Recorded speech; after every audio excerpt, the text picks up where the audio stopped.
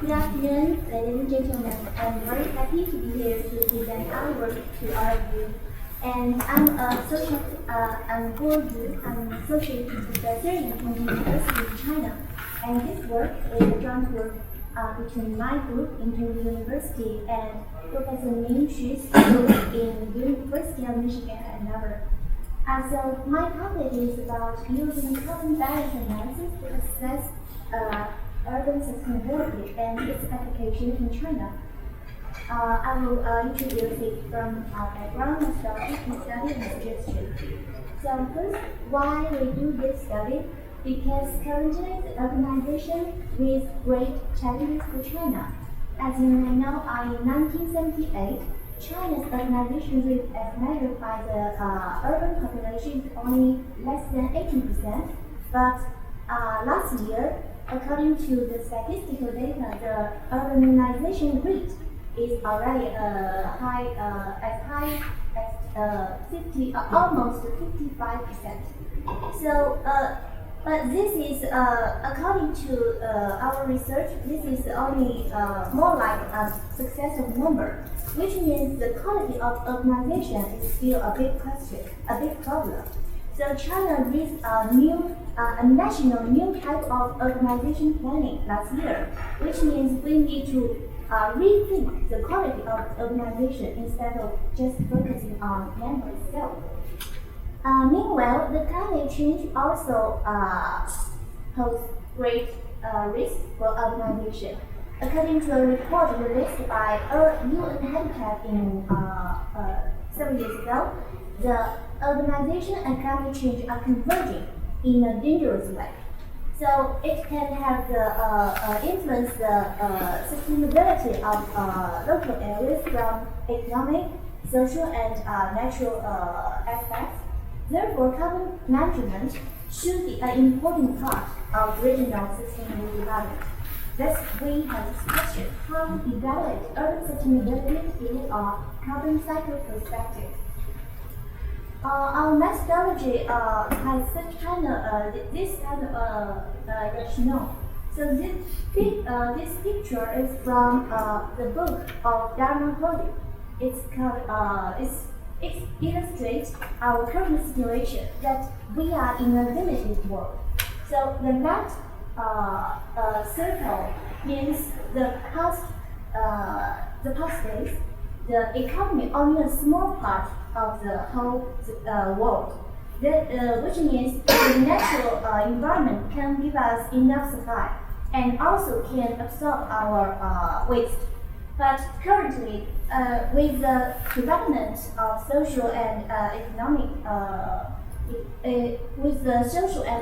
development, the economic system getting bigger and bigger. Therefore, we require more resources and we discharge more waste.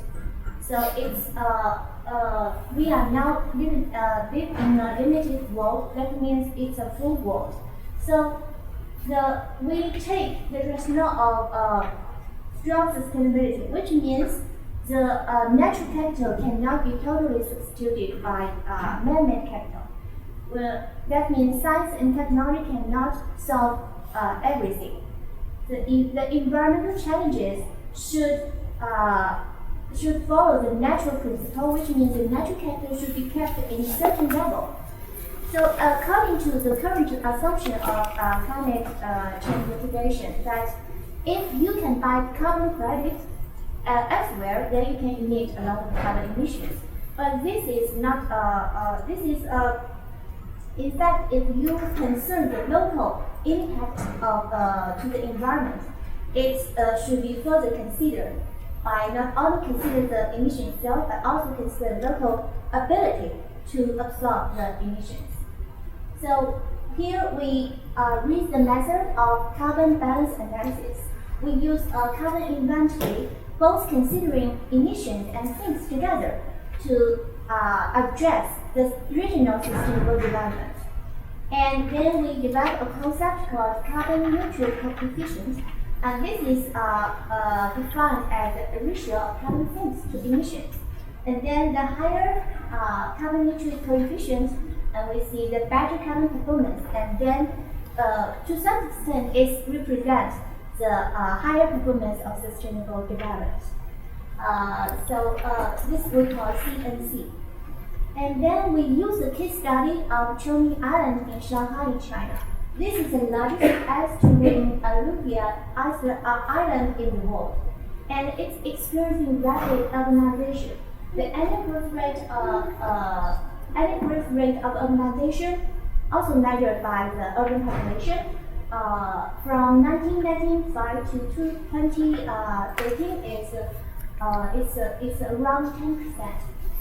So it's also facing great challenge of sustainable development. The current per capita GDP of this island is only 1/3 of Shanghai's level, so it has a big pressure of development. We can see it's a developing area, but it's located in Shanghai. It's part of Shanghai. So Shanghai is a very developed area. So it has urgent need for development, but also you can see it's located very close to Yangtze River, East China Sea, and it's a coastal area, and has the vulnerability of it's vulnerable to climate change. So the challenge of sustainable development goes from the economic development requirements and also the protection of ecosystem. And meanwhile, it's a joint cooperation among Ministry of Science and Technology and also UNEP and Shanghai government. The right upper picture is the location of this island. So this is the big island. It's 1/5 area of the total Shanghai area. Total Shanghai. And this is the Minister of Science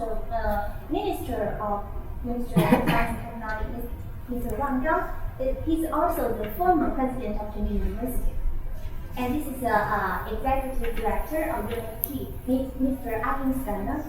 And so we can see this case can represent a typical area of China, China's developing area, but also because it's an island, so it has a very clear boundary, and we can make a better accounting of emissions and things. Here's the inventory. According to the local characteristic of this island, we developed this inventory. And also we make a reference to we refer to the IPCC 2006 guideline and also equally inventory methodology. So the common emissions will divided into two classes: one energy activities and also non-energy activities. For energy activities, we calculate the two kind of emissions, which is Scope 1 and Scope 2. Scope 1 means the direct emission from energy activities, and Scope 2 mainly means the purchased electricity generated out of this area. And for non-energy activities, we consider the industry process, the agricultural activities. So for common things, according to this specific location, we select the woodland, farmland, and wetland. Mainly, it's a natural common things. Means the biomass of this kind of land types can have this thing, and the temporal scale is from 2000 to 2009. For emissions, this is the maybe I will skip the specific formula for this. Just briefly introduce our idea. We use the energy types and specific emission factors to calculate the energy activity. The self-sufficient means the electricity generated by this area can meet the requirement of local demand. For non-self-sufficient means we need to buy some electricity outside of this area, because the temporal scale is from 2000 to 2009, and during this period there is an electricity power plant was closed. But before that, we have part of calculation about the local generated electricity. Why we divided this? Because the emission factor of local electricity and outside electricity are different. And for non-energy activities, it's just mainly follow the IPCC guidelines. For carbon sinks, we mainly use also the carbon sink factors and also we use the remote sensing technology to try to verify our result. Because currently there is no uniform accounting methodology for carbon sinks. So we developed this by according to the literature and also some field experimental results. And then we use the remote satellite image analysis to calculate the NDVI, normalized difference vegetation index, which can measure the biomass of this area. And then we from this way we can verify, calibrate the previous result, because usually there is a big uncertainty of carbon sinks counting. So we use two kind of ways to see if this is the right track. So this is the results for carbon emissions and things.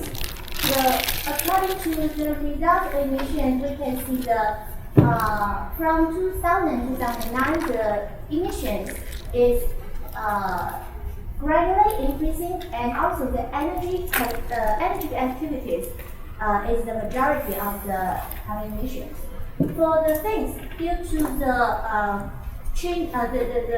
lack of availability of data, we can only calculate since 2005, and then you can see the carbon things from forestland is growing, which is the green one. It's growing the fast, and but generally speaking, the total trend is almost stable. Therefore, based on these two steps, we can then calculate the carbon neutral coefficient. And the left curve is the temperature change of CNCO2 this island. You can see generally it's not up.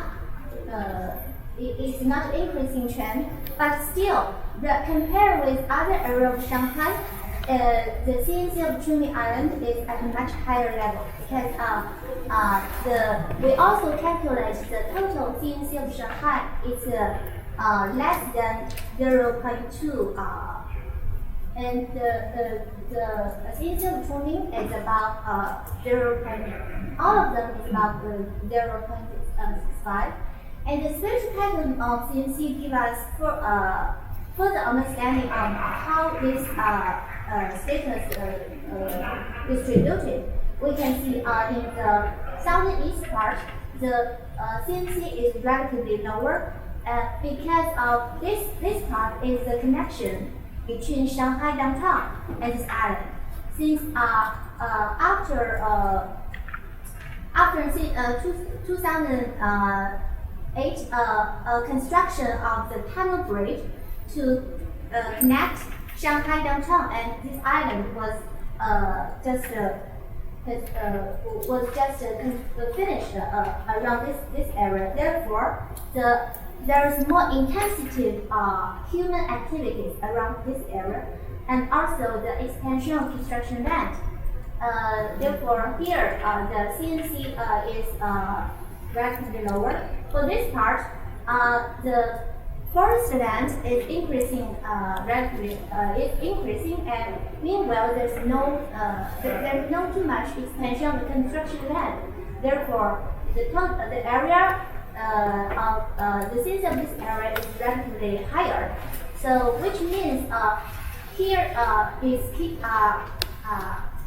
relatively better status of sustainability. So this is some further further information on spatial variation of anti-boost rate of carbon emissions and things.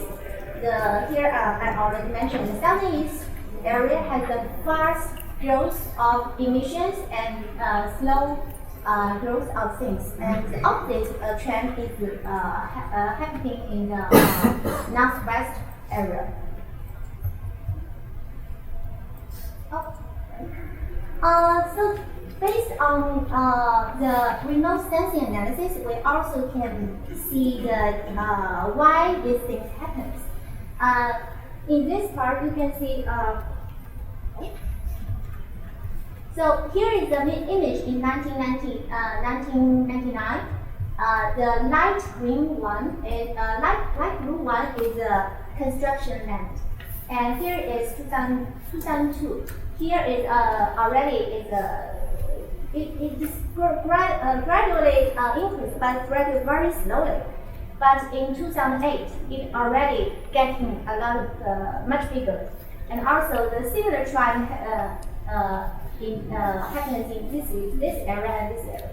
So we can see part of the reason the emission increasing is expansion of construction land. And also according to, because this island is get a lot of attention from Shanghai government, and it's called its target is to be built into a world-class eco island.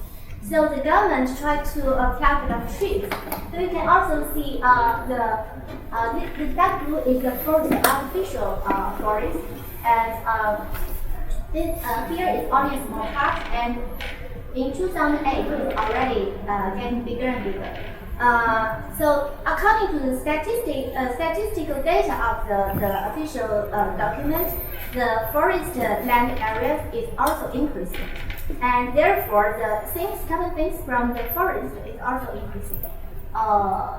So this maybe can explain some reason of why this carbon neutral coefficient changes in different areas of this island.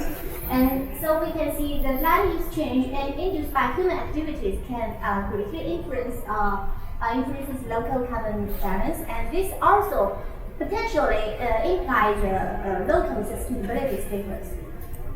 Therefore, we, based on the previous study, we have these suggestions.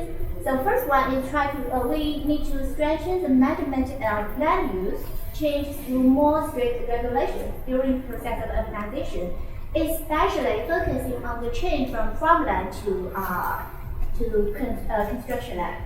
From the previous image, the satellite image, we can see the expansion. The construction land is increasing, and also forest land is increasing. But which one is reduced? It's farmland. So this is the first thing we found. And the second one is we think it's a useful way to make this kind of carbon cycle analysis. But we should deepen the research on the baseline of the carbon emission things in local areas, especially the local emission factors.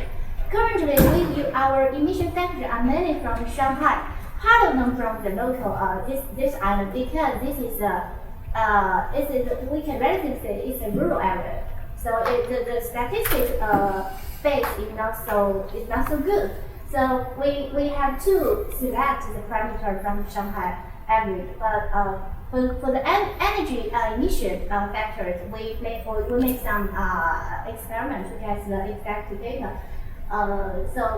But we still need to deepen the baseline research. And also, we think it's better to update the carbon balance status provided. Therefore, to provide new early warning signal for policy. According to the result of CNC, we can see that relatively the tunnel bridge, the construction of tunnel bridge of this island already make a big impact on this local area sustainability. But relatively the place which get less attention of human activities is very better.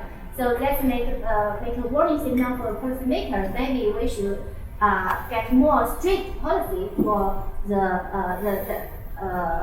southern east area. So that's especially in the process of urbanization, because this we need a new type of urbanization which is more green and low carbon, not the traditional urbanization. That's our research, and hope to get your comments.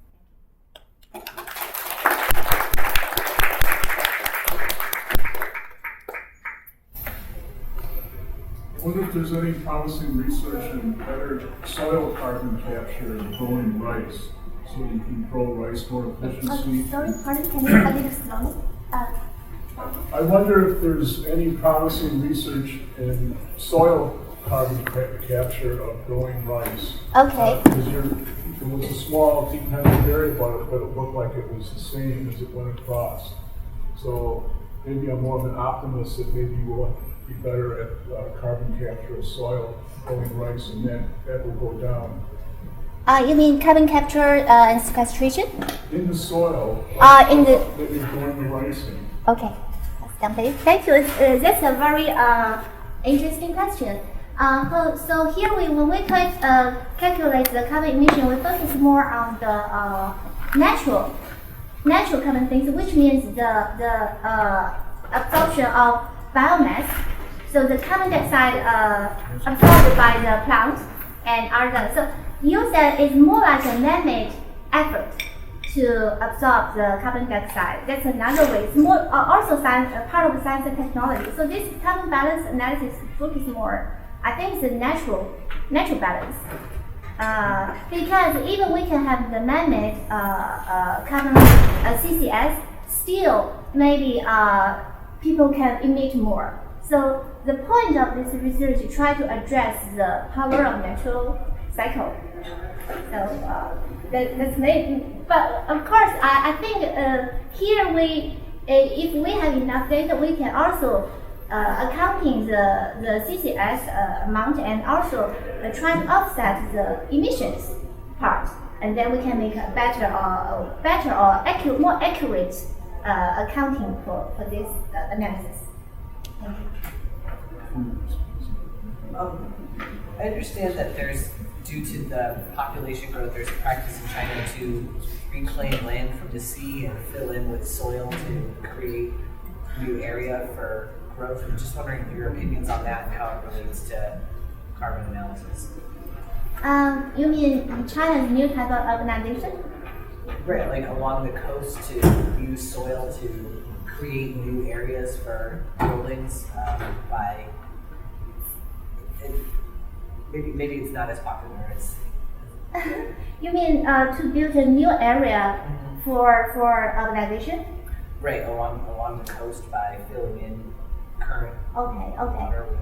I think it's still in debate, not the definite answer for new type urbanization. You know, the national plan of new type urbanization is trying to focus on on much greener and more low carbon development mode. It's not the problem of location. It's just a problem of trying to improve the quality. So even you can have a new area, but still, if you can improve the quality and recover the previous satellite, I think it's just kind of trade-off. So I think it's not a certain result for China try to get new area to build downtown urban area, and maybe it's misunderstanding for this plan. I can try to find the English version of our national new type urbanization and send to you. Maybe you can get more clear concept about this plan. Also, I thought the remote sensing maps you showed were really interesting. What was the yellow on your map? How to get it? What was the yellow color? Yellow color. You mean this one? Yeah. This one I think is it's some unused land because it's a very big area, big island.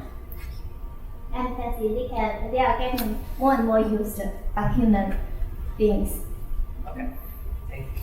What's the pink area? Pink. You mean this? The largest one is the 1999.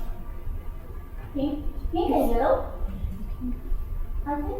Pink and so this one, right? This one is unused land, and this one is what land?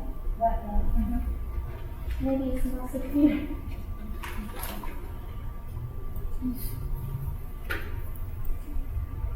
I had a follow-up question to Sandy's question about soil carbon, whereas Sandy was talking about sequestration. Is it possible to consider soil carbon emissions from land conversion from farmland to construction land? Yeah, I think it's a very good question, and also it's a very scientific question. So for also in our research, we face a similar challenge that some people said the farmland actually is emission, is a source of carbon instead of sinks of carbon. But why we do this? Because this area is agriculture, mainly agriculture area. So the crop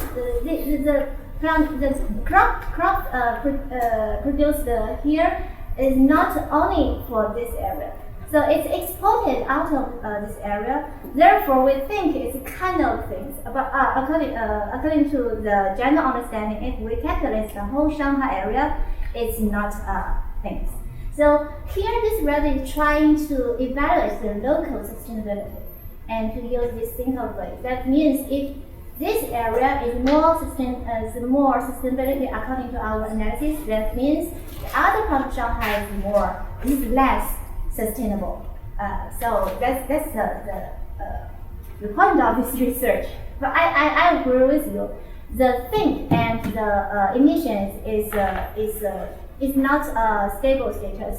It needs more field experiments. That's why I mean we need local factors. We need more experiments to do that.